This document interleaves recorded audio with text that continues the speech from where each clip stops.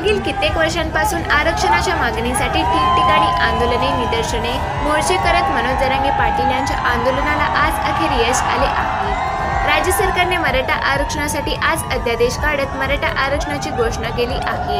यामुळे संपूर्ण राज्यभरात एक आनंदाचे वातावरण पाहायला मिळत आहे। त्याच पार्श्वभूमीवर मराठा आंदोलक मनोज जरांगे पाटील यांच्या घरी सुद्धा आनंदमय वातावरण आहे। या प्रसंगी त्यांच्या पत्नी व मुलांनी सरकारचे आभार मानत मनोज जरांगे पाटील यांचे सुद्धा अभिनंदन केले आहे।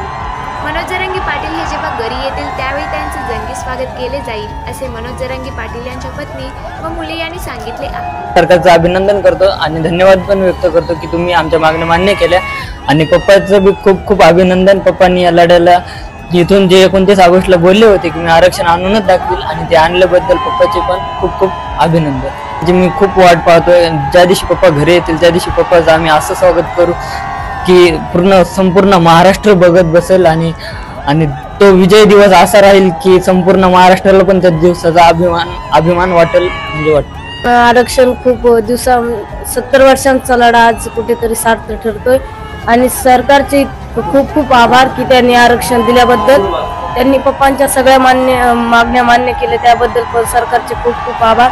आणि आता एवढीच प्रतीक्षा आहे की पप्पांनी लवकरात लवकर घरी येतील। आता भावना शब्दात सांगता येणार नाही, इतका आनंद झाला सरकारने। म्हणजे जो आतापर्यंत 70 वर्ष चालू होतं ह्या आरक्षणासाठी, तर आज न्याय मिळाला त्याबद्दल शब्दच नाही सांगायला, इतका आनंद।